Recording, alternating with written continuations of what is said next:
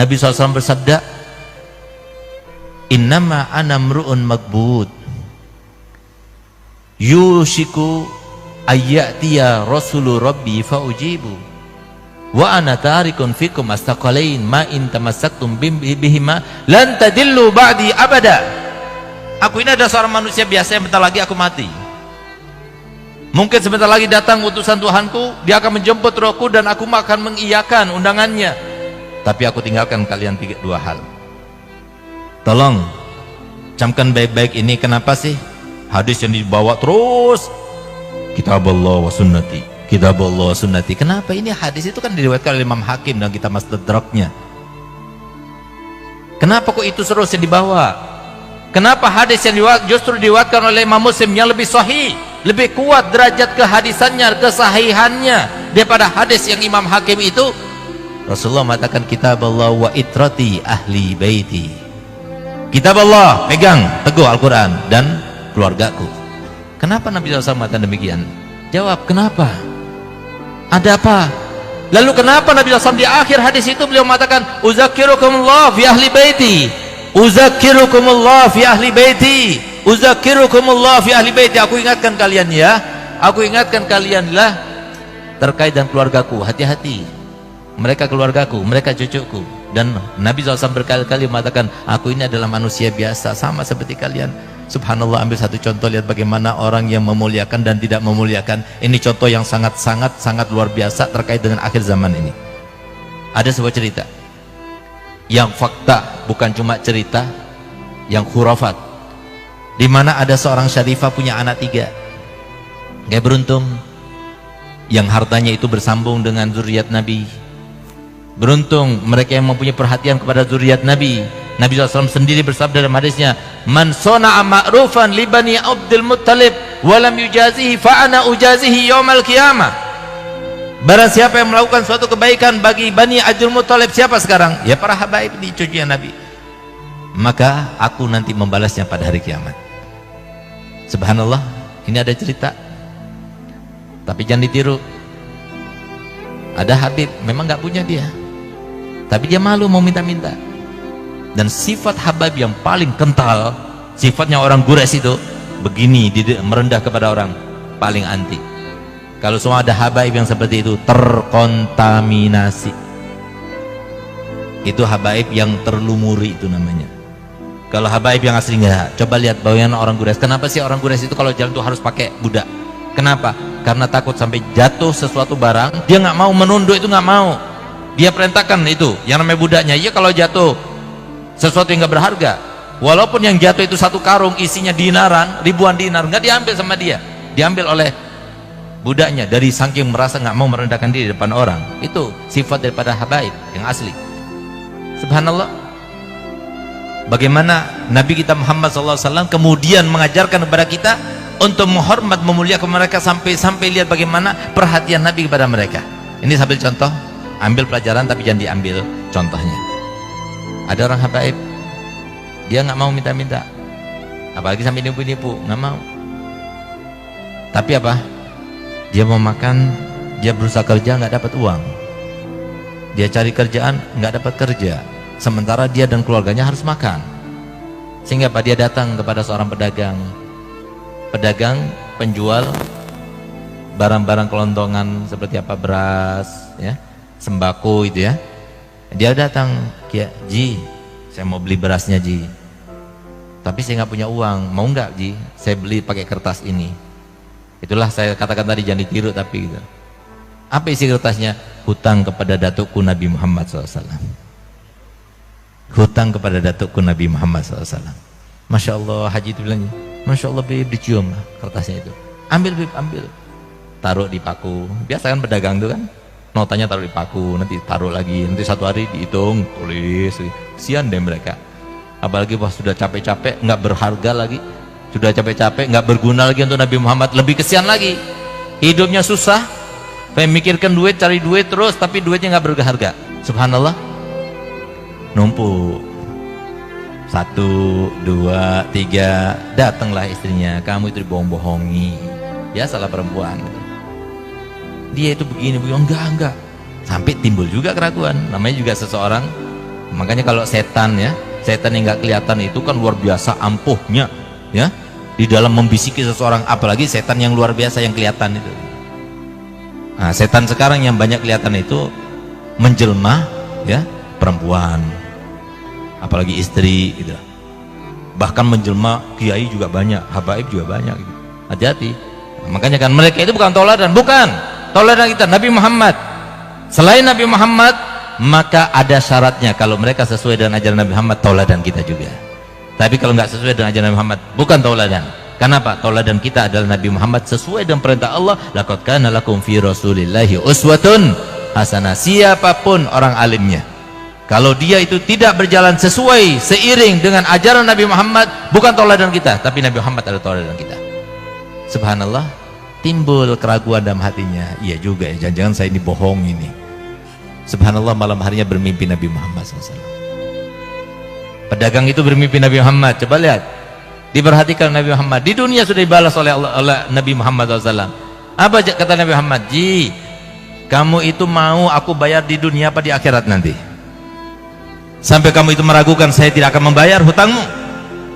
Bangun tidur dalam keadaan menangis. Masya Allah, udah itu dia ambil sertifikat tokonya itu, dikasihkan sama Habib itu, isi tokonya, sak tokonya dikasihkan. Kali ada yang mau melakukan gitu, kirim ke Bangil sana, kirim ke saya gitu.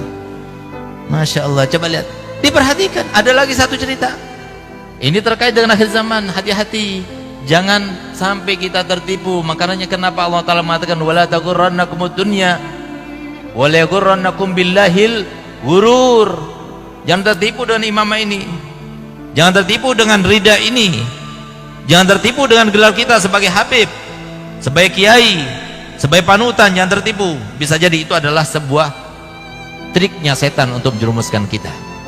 Coba lihat bagaimana ada seorang syarifah punya anak 3, suaminya meninggal, dia nggak bisa bekerja, nggak ada warisan, sehingga kemudian karena terpaksa nggak ada yang bantu. Nah ini harusnya kita cari. Ada mereka zuriat Nabi yang dia itu mau minta malu, mau kerja, dia nggak dapat kerjaan. Nah, yang semacam itu kok dibantu, itu langsung nyambung kepada Nabi Muhammad SAW. Subhanallah, terpaksa nggak ada yang dimakan. Seorang ibu ibanya kepada anaknya, dia keluar. Yang paling mengetahui dengan ilmu terkait dengan kemuliaan dan kebaikan kan para ulama. Datanglah dia kepada seorang mufti di tempat itu, di negara itu. Tepatnya di Irak ini terjadinya. Datang mufti, saya ini syarifah zuriat Nabi, suami saya baru meninggal, saya punya anak 3 perempuan semuanya, nggak bisa kerja kami, dan nggak ada yang bisa dimakan sekarang ini. Kami ingin meminta bantuanmu, ulurkan bantuanmu untuk kami. Apa jawaban kiai? Mana buktinya kalau kamu itu syarifah? Kalau kamu mana syarifah, buktinya apa? Dia nggak bawa bukti. Nasab mungkin waktu itu Toriko apa namanya itu, Robito itu belum ada kali gitu, sehingga belum ada nasab itu yang tercatat seperti paspor sekarang ini. Sehingga apa? Ya sudah, karena dia minta bukti, dia nggak punya bukti, dia keluar. Karena dia itu terhimpit dengan rasa lapar yang luar biasa, perutnya, dia datang kepada orang Yahudi, pedagang Yahudi, tapi dia bilang, "Gal, aku ini syarifah zuriat Nabi." Polos, lugu, tapi nggak ada maksud. Yang polos sama lugu itu karena ada maksudnya. Ini nggak ada maksudnya. Akhirnya apa? Dihormati sama Yahudi itu, dikasih makan, dikasih ini. Kamu di sini sudah, tinggalnya di sini dulu, sampai kamu itu merasa enak, baru nanti kami akan carikan tempat tinggal yang layak untukmu. Tinggal di situ. Malam harinya si kiai itu bermimpi. Itu yang namanya umatnya Nabi Muhammad itu daripada mahsyar, cari-cari syafaat, cari ini. Terus di situ ada surga, ada pintu-pintu surga, bahkan ada sebuah hotel atau sebuah rumah surga yang sangat mewah, yang sangat indah. Maka kemudian dia berharap itu adalah milik dia. Maka kemudian dia tanya, "Ya Rasulullah, itu milik siapa?" "Itu milik umatku." "Aku juga termasuk umatmu ya Rasulullah." "Kamu umatku?" "Ya, mana buktinya?" kata Rasulullah. Takutnya kita seperti itu, Pak. Mana buktinya kata Muhammad? Mana buktinya kalau kamu umat? "Ya Rasulullah, masa engkau tidak tahu aku ini adalah umatmu?" "Kenapa ketika cucuku datang kepadamu Kemudian dia mengaku sebagai cucuku. Kenapa kau masih tidak percaya dan kamu mengatakan pada dia dan melukai hatinya dengan mengatakan, mana buktinya kalau kamu syarifah? Ya Allah, kata-kata semacam itu sampai kepada Nabi Muhammad. Kita sudah lupa bahwasanya Nabi Muhammad SAW setiap hari Kamis sebelum amal kita dilaporkan kepada Allah Ta'ala, disodorkan dulu kepada Nabi Muhammad. Entah apa yang akan dilaporkan besok ini, hari Kamis besok, apa yang akan dilaporkan seminggu ini kepada Nabi Muhammad. Kata Nabi Muhammad, kalau aku melihat amal umatku baik, aku bersyukur, aku tersenyum karenanya. Dan semoga kita selalu menjadikan Nabi Muhammad selalu tersenyum pada kita. Tapi kalau amal yang disampaikan kepadaku, yang disodorkan padaku daripada amal umatku tidak baik, aku akan mintakan ampun. Dimintakan ampun setiap minggu. Kemudian begitu kepada cucunya Nabi Muhammad, begitu perhatiannya kepada cucu Nabi Muhammad. Subhanallah, coba lihat, hanya kata-kata saja tapi diingat oleh Nabi Muhammad.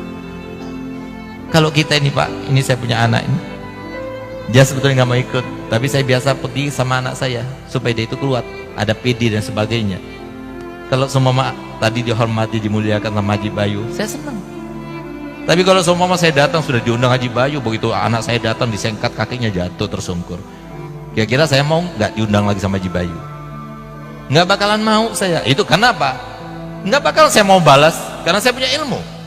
Tapi kan saya kecewa, Masya Allah Haji Bayu, setiap saya mulai khutbah pasti saya doakan panjang lagi doanya, anak saya dijatuhkan begitu. Kan kecewa saya, itu saya. Bagaimana dengan Nabi Muhammad? Subhanallah, coba lihat. Kemudian apa? Dia bangun dari tidurnya dalam keadaan menyesal. Lalu apa yang lakukannya? Dia pergi ke toko Yahudi itu, orang Yahudi itu. Dia bilang, ada syarifah di sini, Gal? Iya. Serahkan padaku. Kenapa harus aku serahkan padamu? Dia itu, aku bantu dia. Gal, pokoknya serahkan padaku. Gal, tidak, saya tidak akan serahkan dia. Saya muliakan dia, walaupun dia tidak seagama denganku, saya muliakan dia. Sudah, serahkan pada saya akan berikan harta yang banyak kepadamu. Gal, tidak, saya tidak akan berikan. Kenapa? Ketahuilah bahwasanya surga yang kamu lihat di dalam mimpimu itu kata Nabi Muhammad, itu adalah untukku. Berkat perhatian kepada Nabi Muhammad, seorang Yahudi yang keluar daripada Islam, tapi Nabi Muhammad datang kepadanya, dan berkatnya dia itu perhatian pada cucunya, sampai kemudian dapat hidayah. Berkat apa? Perhatiannya pada cucunya Nabi Muhammad SAW. Ini orang alim, ini kiai, ini mufti, tapi lihat bagaimana perlakuannya kepada cucu Nabi Muhammad. Hanya seperti itu, minta bukti, nggak langsung percaya, sampai melukai perasaannya Nabi Muhammad. Bagaimana kalau sampai memfitnah? Bagaimana kalau sampai menghujat? Bagaimana kalau sampai menggibah? Bagaimana kalau sampai membunuh karakternya dan sebagainya? Na'udzubillah. Apa tidak akan hancur? Padahal Nabi SAW telah bersabda, qaddimu Quraisyan wa la tataqaddamu wa illa fatahlaku, kata Nabi Muhammad. Hendaknya dahulukan Quraisy, utamakan orang Quraisy. Jangan kamu itu mendahului mereka, jangan jadikan mereka itu saingan. Kalau itu kamu lakukan, jangan salahkan kalau akhirnya kamu binasa. Sehingga kita lihat sekarang banyak para kiai, orang alim, minta maaf, yang hilang karismatiknya, tidak diikuti oleh pengikutnya. Bukankah itu sebagai bentuk balasan daripada apa yang diucapkan oleh Nabi Muhammad SAW? Harusnya mereka yang paling cinta pada zuriat Nabi, mereka yang dikenal dengan ilmu, mereka yang paling tahu dengan ilmu. Semoga kita semua termasuk mendapatkan kemuliaan Nabi Muhammad SAW. Semoga kita termasuk dicintai oleh Nabi Muhammad SAW. Semoga kita termasuk yang benar-benar menjalankan perintah Nabi, bahwa saya mendidik anak-anak kita dengan 3 hal: mencintai Nabi Muhammad, mencintai keluarga Nabi Muhammad, dan juga mencintai Al-Quran. Ya Allah, jadikanlah kami termasuk yang perhatian kepada 3 hal itu, sehingga anak-anak kami termasuk yang selamat daripada fitnah akhir zaman. Ya Allah, selamatkanlah kami semua ya Allah. Jangan biarkan kami keluar di tempat ini kecuali masing-masing di antara kami telah bermimpi Nabi Muhammad SAW dalam tidurnya sebelum meninggalnya, sehingga nanti di akhirat dia akan berjumpa dengan Nabi Muhammad SAW. Sebagaimana beliau bersabda, man ra'ani fil manam fasayarani fil yaqda. Siapapun yang melihatku dalam tidurnya, maka pasti dia akan melihatku dalam keadaan nyata. Ya Allah, berikan kenikmatan itu kepada kami semua ya Allah. Jangan biarkan keluar dari kami kecuali mereka semua yang termasuk dicintai oleh Nabi Muhammad SAW. Ya Allah, jadikanlah, selamatkanlah kami, selamatkanlah keluarga kami, selamatkanlah keturunan kami, selamatkanlah seluruh kaum muslimin siapapun mereka ya Allah, daripada fitnah akhir zaman, fitnah politik, fitnah jabatan, fitnah dunia, fitnah perempuan, fitnah keluarga, fitnah segala macam fitnah. Ya Allah, selamatkan mereka ya Allah, karena kami ingin berkumpul dengan mereka semuanya ya Allah, berkumpul bersatu padu dalam keadaan ya Allah kita semuanya dibanggakan oleh Nabi Muhammad, mendapatkan syafaat Nabi Muhammad, dipimpin oleh Nabi Muhammad, di bawah bendera Nabi Muhammad, diiringi oleh syafaat Nabi Muhammad, melintas di atas sirat bersama Nabi Muhammad. dan masuk ke dalam surga bersama Nabi Muhammad. Rabbana atina fid dunya hasanah wa fil akhirati hasanah wa qina adzabannar. Wa sallallahu ala sayyidina Muhammadin wa ala alihi wasallam walhamdulillahi rabbil alamin. Kurang lebihnya saya mohon maaf. Wabillahi taufiq wa hidayah. Wassalamualaikum warahmatullahi wabarakatuh.